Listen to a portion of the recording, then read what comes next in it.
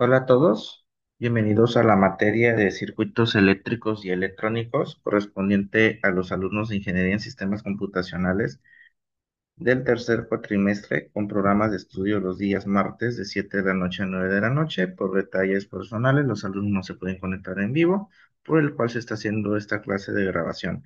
Ya es la sexta clase, la última del curso. Ya concluimos.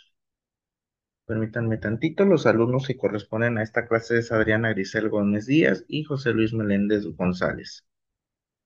Bueno, vamos a ir compartiendo nuestra pantalla, permítanme un segundo.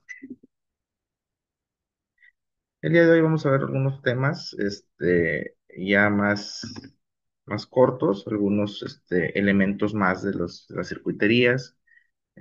Vamos a ver el funcionamiento de un equipo muy importante que nos ayuda en la electrónica, que se llama multímetro, pero ahorita lo vamos a ir viendo, no nos vamos a adelantar a eso. Permítanme tantito, déjenme compartir mi pantalla.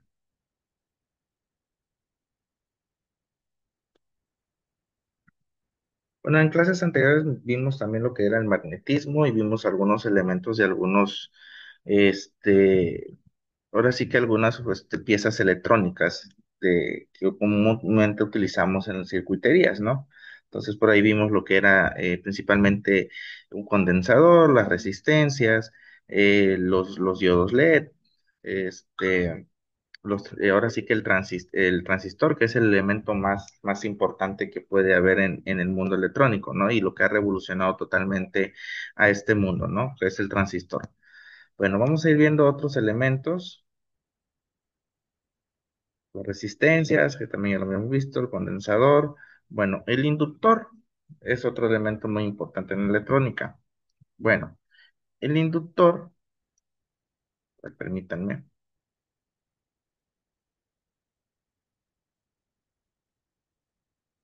Ok, a ver, permítanme.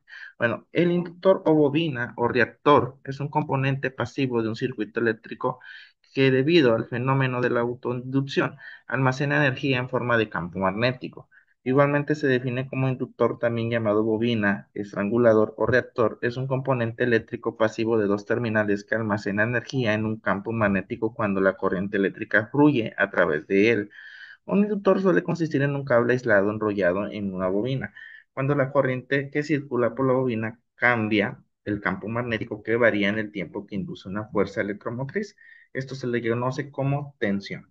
En el conductor, descrita por la ley de inducción de Faraday, según la ley de Lenz, la tensión inducida tiene una polaridad, una dirección, que se opone al cambio de corriente que le ha creado. Como resultado, los inductores se oponen a cualquier cambio en la corriente que los atraviesa. Un inductor se caracteriza por su inductancia, que es la relación entre la tensión y la tasa de cambio de la corriente. Como podemos ver en la imagen, hay distintos tipos de inductores. Estos son los más pequeños en la cuestión electrónica. Hay inductores mucho más grandes y la mayoría de los motores es lo que lo tiene. Por ejemplo, las bombas de agua, por ejemplo, los motores eléctricos que, por ejemplo, un ventilador de hélice. Todos esos tienen lo que es un inductor, ¿no? Comúnmente siempre lo vamos a ver enrollado con cables de cobre o este tipo de pastillas que en términos más chistosos le podemos llamar un chicle, ¿no? Que tiene formas de una pastilla de chicle. Bueno, estos se los conocen como inductores. Y pues más que nada su función es almacenar energía. Dato curioso, no sé si por ahí ustedes son fans de la película de los superhéroes, de los Avengers, el superhéroe, ¿cómo se llama? Iron Man, creo que sí. Él utilizaba un reactor que igual se le conoce como el inductor, que se ponía aquí, donde almacenaba energía para que en este caso funcionara ese traje, ¿no? Que claro es una cuestión de ciencia ficción, ¿verdad? Pero para que se den una idea, esos inductores son almacenamientos de energía que almacenan al momento de encender un equipo, ¿no? La mayor parte de los sistemas eléctricos lo incluyen. Bueno, el siguiente elemento es el sensor. Un sensor es todo aquello que tiene una propiedad sensible a una magnitud del medio, y al variar esta magnitud también varía con cierta intensidad la propiedad, es decir, manifiesta la presencia de dicha magnitud y también su medida. Un sensor en la industria es un objeto capaz de variar una propiedad ante magnitudes físicas o químicas, llamadas variables de instrumentación, y transformarlas con un transductor en variables eléctricas. Las variables de instrumentación pueden ser, por ejemplo, intensidad lumínica, temperatura, distancia, aceleración, inclinación, presión, desplazamiento, fuerza, torsión, humedad y movimiento y pH, etcétera. Una magnitud eléctrica puede ser una resistencia eléctrica, como una RTD, una capacidad eléctrica. Bueno, esto lo estábamos viendo, resistencias eléctricas en el punto anterior. Vimos los diferentes tipos de resistencias. Hay unas llamadas RTD, que es una capacidad eléctrica como un sensor de humedad, una tensión eléctrica como un termopar y una corriente eléctrica, etcétera. Un sensor se diferencia de un transductor, que es el sensor está siempre en contacto con la magnitud que la condiciona o variable de instrumentación, con lo que puede decir, dice también que es un dispositivo que aprovecha una de sus propiedades con el fin de adaptar la señal que rinde para que la pueda interpretar otro dispositivo.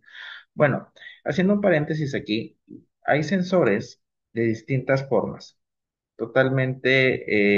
Hay sensores que son, por ejemplo, ya sea de luz, como dice aquí, de precisión, a distancia, aceleración, de humedad, etcétera, ¿no? Hay demasiados sensores que produce totalmente, inclusive hasta de movimiento, ¿no? Hay sensores que están en la luz, enciende una luz directamente. La mayor parte ahorita todo utiliza sensores en vehículos, inclusive hay sensores que detectan, por ejemplo, el acercamiento hacia algo físico. Ahora sí que la mayor parte de los sensores ha venido a revolucionar totalmente lo que es este mundo, ¿no? Inclusive los teléfonos tienen un sensor de reconocimiento facial, que por ejemplo podemos desbloquear nuestro teléfono a través de nuestro rostro, ¿no? Entonces esos son sensores también que nos leen lo que son nuestros rostros. Entonces es directamente un invento que vino a revolucionar totalmente. Bueno, las características técnicas de los sensores. El rango de medida, hay un dominio en la magnitud medida en el que puede aplicarse el sensor. La precisión, el error de medida máximo. El offset o desviación de cero es el valor de la variable de salida cuando la variable de entrada es nula.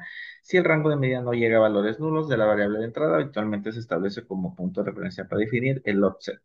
Línea o corrección lineal, sensibilidad de un sensor, suponiendo que es de entrada a salida y la verificación de la magnitud de entrada. Resolución es la mínima variación de la magnitud de entrada que puede detectarse a la salida y la rapidez de respuesta puede ser un tiempo fijo, depende de cuánta varíe la magnitud a medir, depende de la capacidad del sistema para seguir las variaciones de la magnitud de entrada. Bueno, estas son las características de sensores, hay distintas formas, hay sensores que pues requieren cierto tiempo para que puedan activarse, hay sensores directamente que se activan al movimiento, a la voz, a lo que sea, ¿no? Entonces, va dependiendo de este tipo de sensores. Bueno, acá, por ejemplo, vemos un ejemplo del funcionamiento de un sensor de movimiento que pues obviamente va detectando los movimientos. En este caso es un sensor que detecta la luz, ¿no? Así son un pequeños infrarrojos que lo va detectando. Bueno, seguimos avanzando. Hay algo llamado en electrónica placas de prueba. Comúnmente estas placas de prueba, permítanme tantito, denme un segundito, esperen.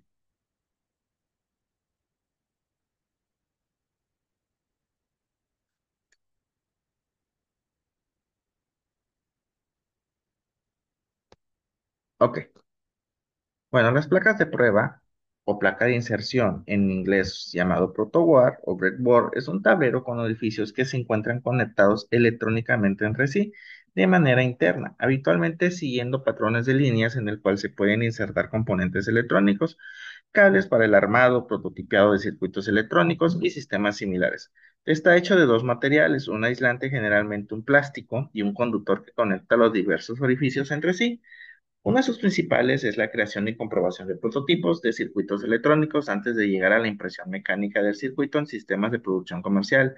El nombre inglés protowar es una contracción de los vocablos ingleses prototype board y es el término que se ha difundido en los países de habla hispana, aunque se puede emplear también la traducción al castellano placa de pruebas. Sin embargo, particularmente en Estados Unidos e Inglaterra se conoce como breadboard. Anteriormente, una breadboard es una tabla utilizada como una base para cortar el pan, pero en los principios de la electrónica, los pioneros usaban dichas tablas para montar sus prototipos compuestos por tubos de vacío, clavijas, etcétera, los cuales eran asegurados por medio de tornillos e interconectados usando cables.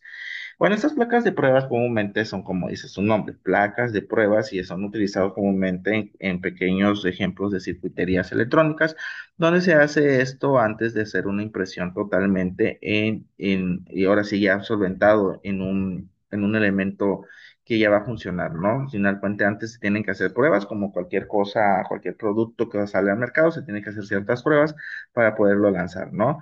Al menos acá en la imagen no se ve poco estético. Podemos ver que es como un dolor de cabeza ver todo ese cablerío, todos estos circuitos integrados que por ahí están ahí. Entonces, ahora sí que depende de aquí la estética de cada quien. O al final de cuentas, pues uno hace sus planos y verifica cómo hacer estos tipos de placas, ¿no? Bueno, la estructura de estas placas es la protoboard. Existen una serie de conexiones entre los distintos agujeros formando una estructura en general. Podemos distinguir tres zonas, que son los buses, se localizan uno a ambos lados de la placa formando filas de perforaciones interconectados entre ellas, salvo que venga pintadas líneas.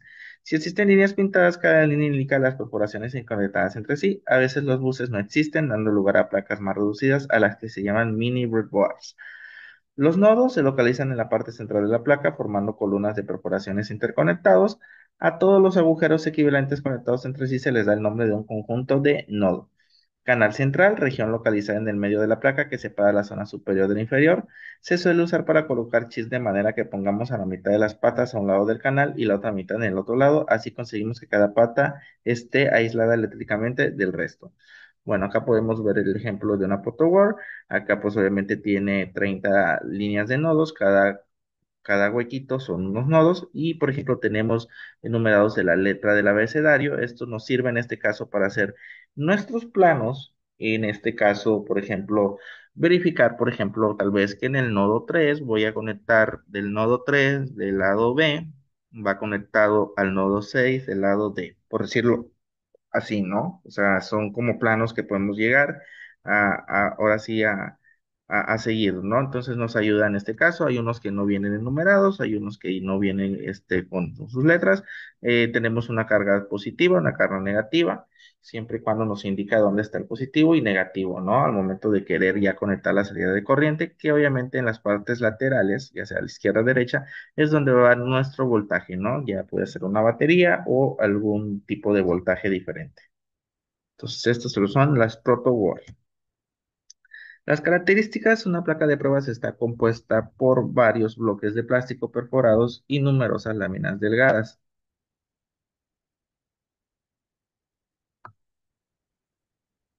A ver, permítanme, ok. de una, Varias placas, numerosas láminas delgadas de una aleación de cobre, estaño y fósforo que unen dichas perforaciones, creando una serie de líneas de conducción paralelas. Las líneas se cortan en la parte central del bloque para garantizar que dispositivos en circuitos integrados de tipo Dual Airline Pinch puedan ser insertados perpendicularmente y sin ser tocados por el proveedor. A las líneas de conductores en la cara opuesta se coloca un forro con pegamento que sirve para sellar y mantener en su lugar las tiras metálicas. Debido a las características de capacitancia de 2 a 30 pff por punto de contacto y resistencia que suelen tener las placas de prueba, están confinados a trabajar a relativamente baja frecuencia, inferior a 10 o 20 MHz, dependiendo del tipo y calidad de los componentes electrónicos utilizados. Los demás componentes electrónicos pueden ser montados sobre perforaciones adyacentes que no comparten la tira o línea conductora de interconectados a otros dispositivos usando cables, usualmente unifilares. Uniendo dos o más placas es posible ensamblar complejos prototipos electrónicos que cuenten con decenas o cientos de componentes. Bueno, en sí se pueden conectar varias placas, no hay un límite, pueden ir conectadas varias placas, no hay ningún problema. Acá vemos en una imagen, acá es un poco más estético, acá podemos ver inclusive en este caso capacitores, resistencias, acá hay resistencias, acá tenemos, por ejemplo, un transistor, podemos ver, ¿no? Entonces, en sí este un circuito, no sé realmente cuál sea la función, ¿verdad? Pero, por ejemplo, vemos un poco más estético, ¿no? Entonces, al hacerlo más estético es más entendible el circuito. Y es lo que lo queremos ver, ¿no? Entonces, las placas photoboard pueden mantener, ahora sí que pueden recibir ciertos voltajes, no son para voltajes altos, por ejemplo, para motores grandes, 110, 220, entonces no son para voltajes altos y no se puede quemar la placa. pero sí, en este caso son para pruebas electrónicas muy sencillas, ¿no? Bueno, entonces estas son las placas. Otro de los puntos más importantes es el circuito integrado. El circuito integrado se denomina CI, también conocido como chip o microchip. Es una estructura de pequeñas dimensiones de material semiconductor, habitualmente silicio, de algunos milímetros cuadrados de área sobre la que se fabrican circuitos electrónicos, generalmente mediante fotolitografía y que está protegida dentro de un encapsulado plástico o de cerámica. El encapsulado posee conductores metálicos apropiados para hacer conexión entre el circuito integrado y un circuito impreso. Los CI se hicieron posibles gracias a los experimentos experimentales que mostraban que artefactos semiconductores podían realizar las funciones de los tubos de vacío, así como los avances científicos de la fabricación de semiconductores a mediados del siglo XX. La integración de grandes cantidades de pequeños transistores dentro de un pequeño espacio fue un gran avance en la elaboración manual de circuitos utilizando componentes electrónicos discretos. La capacidad de producción masiva de los circuitos integrados, así como la fiabilidad y acercamiento a la construcción de un gran gama de bloques circuitos, aseguraba rápidamente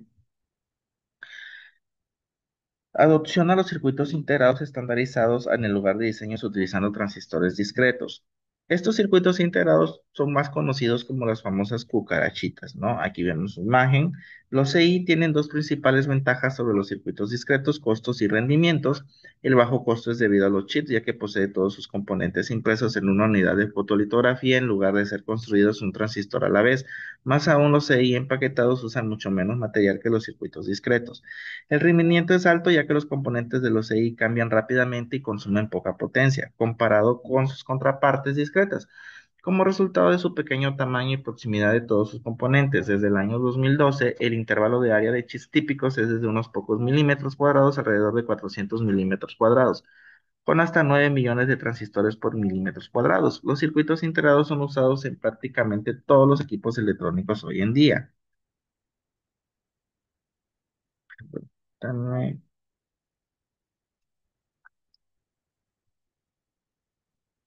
los circuitos integrales son usados prácticamente en todos los equipos electrónicos hoy en día y han revolucionado el mundo de la electrónica. Computadoras, teléfonos móviles y otros dispositivos electrónicos que son parte indispensable de las sociedades modernas y son posibles gracias a los bajos costos de los circuitos integrados. Son tres las ventajas más importantes que tienen los circuitos integrados sobre los circuitos electrónicos construidos con componentes discretos: su menor costo, su mayor eficiencia energética y su reducido tamaño. Bueno, los circuitos integrados son más que nada igual transistores que son más microscópicos y van integrados. Hay distintos tipos de circuitos integrados y va dependiendo también los voltajes que nosotros utilizamos para este tipo de circuitos. Ok, tipos. Existen al menos tres tipos de circuitos integrados. Circuitos monolíticos están fabricados en un solo monocristal, habitualmente de silicio, pero también existe en germanio, arsenio, de galio y silicio y germanio, etcétera. Circuitos híbridos de capa fina. Son muy similares a los circuitos monolíticos, pero además contienen componentes difíciles de fabricar con tecnología monolítica. Muchos conversores de corriente alterna y directa y conversores de corriente directa alterna se fabricaron en tecnología híbrida hasta que los progresos en la tecnología permitieron fabricar resistencias precisas. Circuitos híbridos de capa gruesa se apartan bastante de los circuitos monolíticos. De hecho, suelen contener circuitos monolíticos en cápsula, transistores, diodos, etcétera, sobre un sustrato eléctrico interconectados con pistas conductoras. Las resistencias se depositan por serigrafía y se ajustan haciéndoles cortes con láser. Todo ello se encapsula en cápsulas plásticas o metálicas dependiendo de la disipación de energía calórica requerida. En muchos casos la cápsula no está moldeada, sino que simplemente se cubre el circuito con resina epoxi para protegerlo. Bueno, acá podemos ver que hay distintos tamaños, hay chiquitos directamente, las famosas cucarachitas. Entonces todo esto depende para qué vamos a utilizar nuestra circuitería. Siempre traen un código y siempre traen el tipo de voltaje que recibe cada circuito. Bueno, hoy vamos a aprender cómo utilizar el multímetro. Vamos primero a dar en este caso, la introducción de lo que es un multímetro y vamos a verlo ya físicamente cómo funciona, ¿sale? Bueno, ¿qué es un multímetro? Ahora sí que es un aparato que nos ayuda demasiado en cuestiones electrónicas, también denominado polímetro o tester. Es un instrumento eléctrico portátil capaz de medir directamente magnitudes eléctricas o activas como corrientes y potenciales, que son las tensiones, o pasivas como resistencia, capacidades y otras. Las medidas pueden realizarse para corriente continua o alterna y en varios márgenes de medida cada una, los hoy analógicos y posteriormente están introducidos los digitales, que actualmente ya todos son digitales. Y podemos ver aquí en la imagen, tenemos uno digital, aquí en este caso también digital, y el analógico, ¿no? Que es como el que nos muestra una aguja y se mueve, ¿no? En este caso para medio de circuitería. Actualmente estos ya están quedando obsoletos, la mayor parte ya son digitales. El multímetro tiene un antecedente denominado AVO que ayuda a elaborar los multímetros actuales, tanto digitales como analógicos. Su inversión vino de la mano de Donald Mackay, un ingeniero de la British Post Office, a quien se le ocurrió la idea de unificar tres aparatos en uno, que es el ampimémetro, el voltímetro y el ohmmetro. De ahí viene su nombre multímetro, que facilitó el trabajo a todas las personas que estudian cualquier ámbito de la electrónica. Es un aparato muy versátil que se basa en la utilización de un instrumento de medida, un galvanómetro muy sensible que se emplea para todas las determinaciones para poder medir cada una de las magnitudes eléctricas. El galvanómetro se debe completar con un determinado circuito eléctrico que dependerá también de dos características. Por ejemplo, además, el galvómetro es el polímetro, consta de dos siguientes elementos, que es la escala múltiple por la que se desplaza una sola aguja y permite leer los valores de las diferentes magnitudes de los distintos márgenes de medida. Bueno, vamos a ir adelantándonos, la verdad, con esto. Aquí es donde concluimos lo que es ya nuestra sexta clase. Vamos a enseñar un poquito cómo funciona lo que es un multímetro. Este es un multímetro digital. Vamos a salirnos de la presentación, permítanme un tantito. Entonces, a ver, dejar.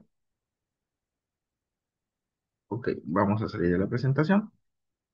Bueno, chicos, aquí tenemos un multímetro digital.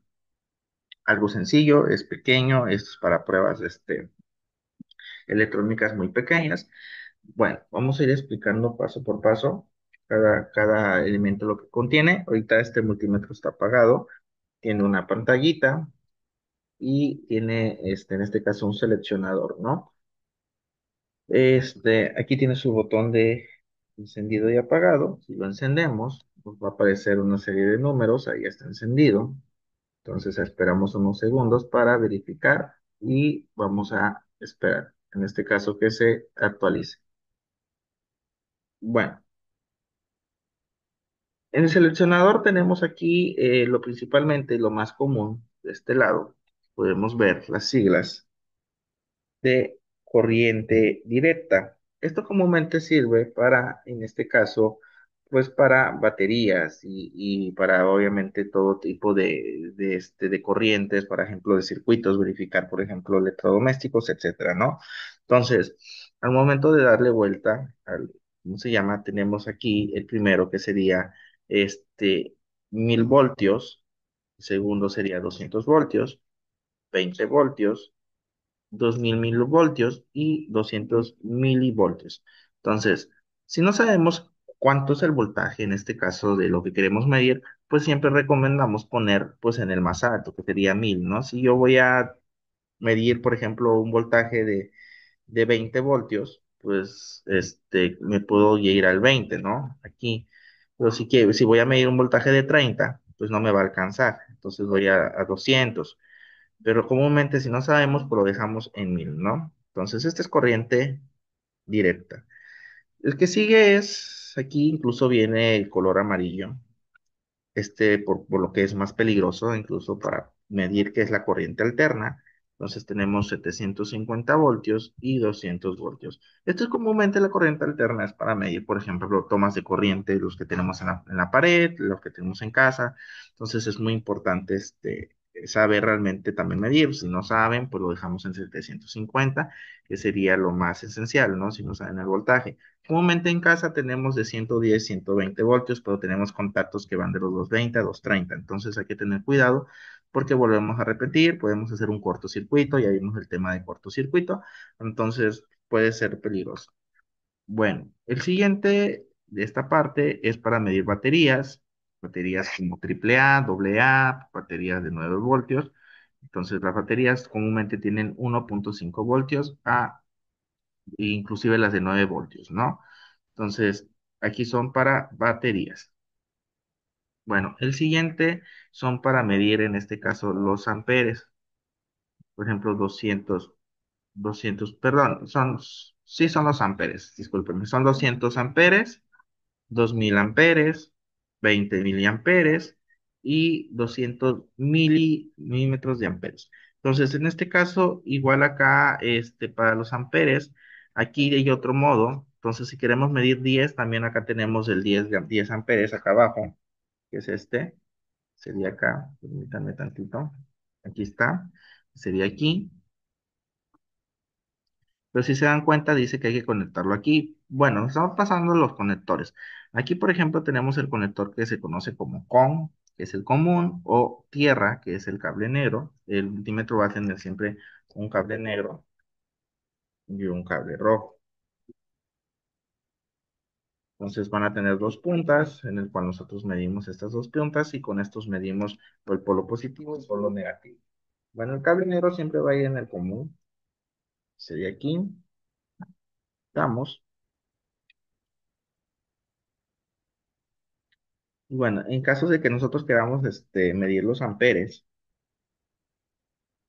pues va en esta parte, ¿no? Pues nos está indicando aquí. Solamente sirve para esta sección, que serían los amperes. ¿Vale? Si podemos ver aquí, hasta aquí, chicos. Bueno, el siguiente es para medir transistores. Lo voy a quitar aquí, que se vea. Siguiente es para medir transistores. ¿Y dónde metemos los transistores? Pues en esta parte. Acá tenemos varios hoyitos. Los transistores siempre traen tres patitas, ya sea que se puedan medir dos transistores al mismo tiempo o uno nada más, ¿no? Tenemos la entrada CBE, CBE, que son las entradas de los transistores, ¿no? Y si podemos ver en esta parte. Bueno, el que sigue es para medir diodos LED. Aquí es para LEDs directamente. Y los otros son para medir ohmios. Aquí eran amperes, estos son los ohmios, ¿vale? En este caso para las resistencias, que se miden en ohmios, ¿no? Bueno, todos los modos, salvo lo que son los ohmios, se conectan aquí en voltaje de corriente directa, ¿vale? Entonces, todos aquí en esta parte se conectan estos dos. Aquí podemos ver lo cuánto es lo que mide, que dice aquí es corriente directa, son los ohmios y corriente alterna. ¿Vale? Aquí nos muestra. Entonces, aquí en este caso para amperes se conecta aquí, no se puede conectar acá porque si no podríamos hacer un cortocircuito, ¿no? Bueno, entonces, esto es lo cómo funciona un multímetro, sus funcionalidades, es un multímetro chiquito, pero igual hay multímetros mucho más grandes que pues ya miden ya voltajes mucho más altos, por ejemplo, como para transformadores, baterías de carro mucho más grandes, etcétera, ¿no? Entonces, esto es un aparato esencial para medir lo que es las corrientes de energía eléctrica, chicos. Bueno, entonces, nos acabamos a dejar lo que es la clase. Por ahí su última actividad o proyecto es realizar un circuito, lo pueden dibujar, lo pueden plasmar como ustedes quieran, ya sea dibujar en una computadora, a mano, como quieran, lo pueden hacer, lo que es el proyecto final. Recuerden, no atrasarse con sus actividades y cualquier duda, pues estamos conectados directamente en redes sociales. Bueno, muchísimas gracias. Hasta luego.